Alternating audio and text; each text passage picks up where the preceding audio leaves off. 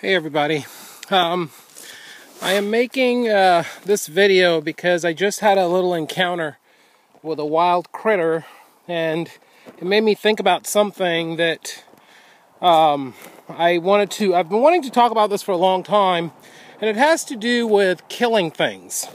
And for those of you who are watching this with your family, I promise it's not a gory thing. It's just what I call bush etiquette. You know, as I'm out here working on stuff, I brought material in and I stacked it in different areas, you know, at different times over the summer.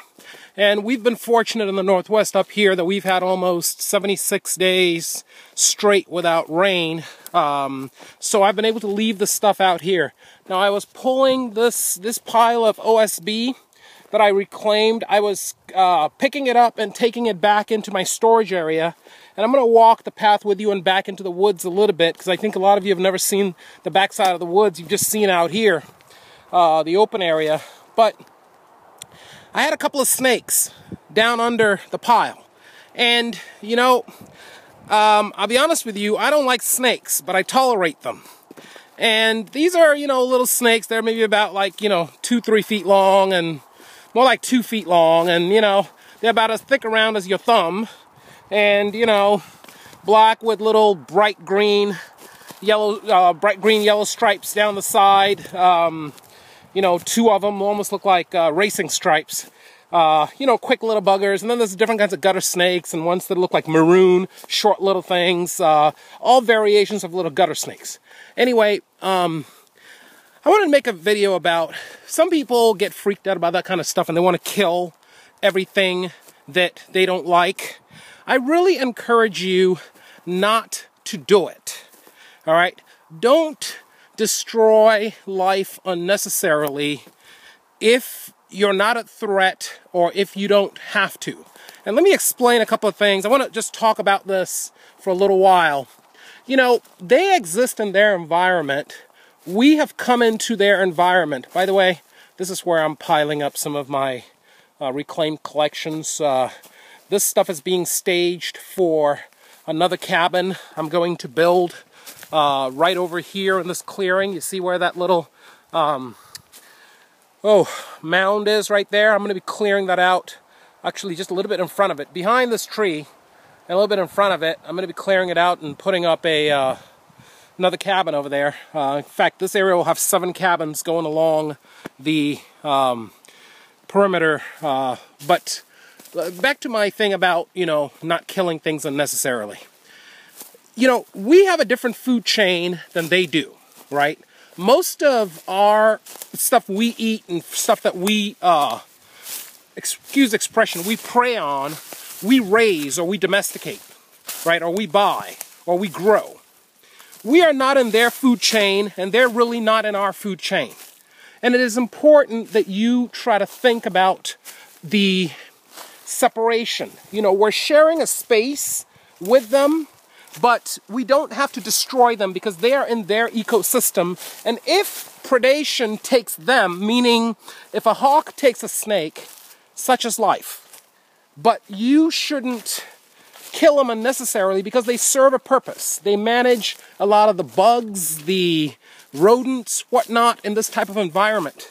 And if you artificially take them out, there's going to be a problem. You know, one of the things that I deal with here is my cat. My cat loves to, he's a mouser. And birds and mice are not immune to his. What in the world is this? Something's been digging down trying to see what they could get to in there. It's probably a weasel. And remind me to come back to weasels a little bit later. But you cannot see. Oh, you see that? You see that right in my screen? I almost walked into that spider web. You see it? As it moves, I'm trying to turn into the sun over there. There it goes. Over kind of to the right of your screen. All right, I need to try to walk around that cobweb here. Actually, I'm going to use a stick. Sorry, guy. You're going to have to rebuild your house tonight, but since I can't see where he is, I don't know how to get around. Oh, there. Okay. I knocked it down. The point I'm trying to make is that, oh, by the way, you guys, this is what it looks like in my woods. I know I have never brought the camera back in here, but wanted to give you guys a little bit of an idea when I clear out the clearing, what it's like back here. The river is out beyond in this direction. The creek is out beyond in this direction. And I'm going 180 degrees opposite direction I'm walking right now. I'm using the deer trails that have been made back here by the deer over the, I don't know, the decades and generation after generation. I'm also going to show you something else that I saw back here, but really, try not to kill things unnecessarily if you don't have to. We have different things that we eat and we prey on, and they have different things. Every living thing has its own stream, or its own channel, if you want to call it that. And let them do their thing. If they scare you, you know, chalk it up for experience, right? Learn their habitat, learn where they like to hang out, but don't unnecessarily come into the woods and kill things just because you can. You know, it reminds me of an old movie, not an old movie, but a movie I saw one fine day. Richard Gere and Michelle Pfeiffer, and Richard Gere's little daughter, precocious little girl, you know, and Richard Gere says to her, you know, hey, when you grow up and become an absolutely beautiful, you know, woman, would you please not tramp on every poor guy's heart that happens to, you know, think they can, you know, kind of blow kisses at you, so to speak. Can you just not stomp all over them just because you can? And she goes, yes, Daddy. And of course, she absolutely does not understand what he means. But the point is, try really hard when you're out here, when you encounter things. Don't destroy things in life just because you can. If you don't need it, don't take it. If you don't have to eat it, you know, don't take it. Anyway, I stopped here because beyond here is an old campsite that I found. I think it dates back to the 70s based on the bottles and stuff I found, but it has since decayed. And if you look back in here, you will notice there are elements of stuff. You see this little box? And if you look beyond, you'll see a few other things back there. Let me try to walk through here.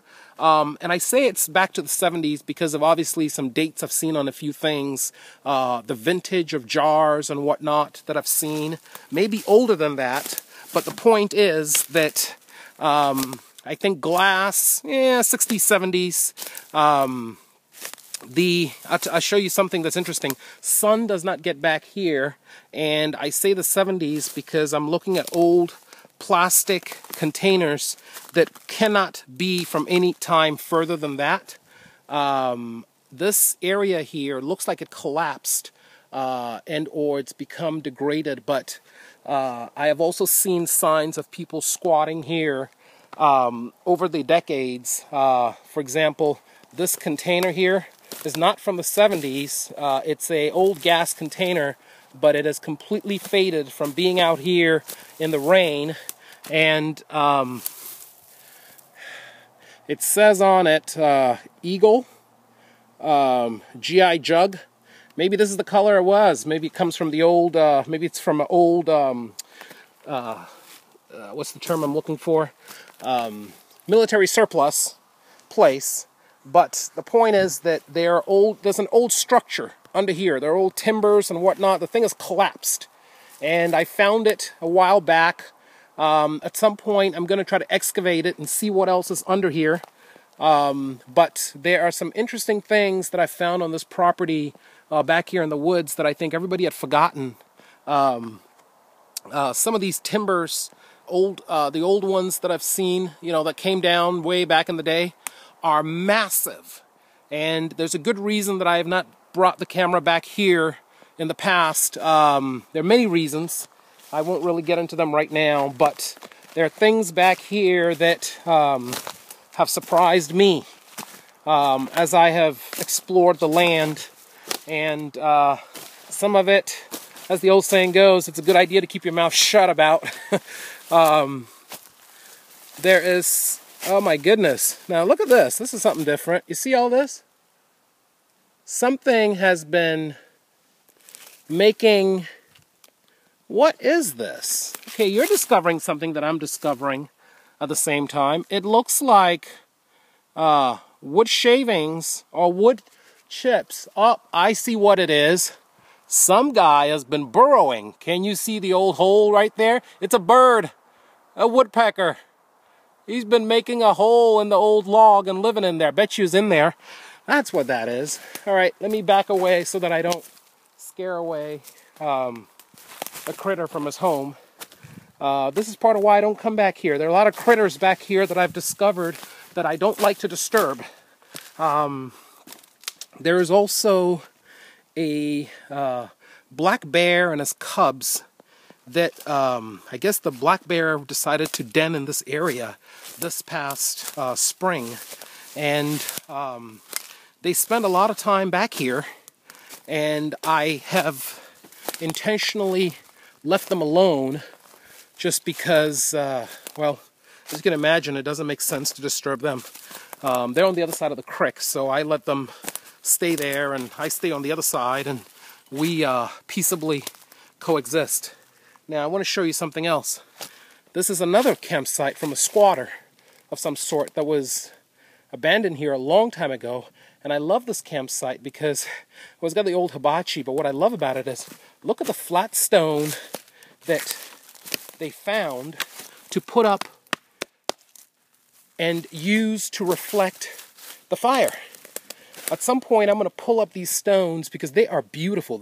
Whoever it was had to go all the way down to the river, haul these stones up here, and lay them around to act as a nice reflective area. It is a beautiful campsite. And when I say beautiful, meaning it is well put together. Of course, age and time has done its deed, but the hibachi you see in there, I kind of threw over there. I actually pulled it out from, I think, back there somewhere.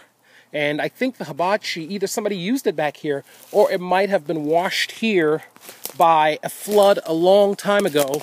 I don't know. Either way it goes, it's a lot of fun to just kind of explore and try to figure out what in the world's going on. There's an area back here towards the corner of what I call the northeast corner of my property, where I am having an issue with river otters.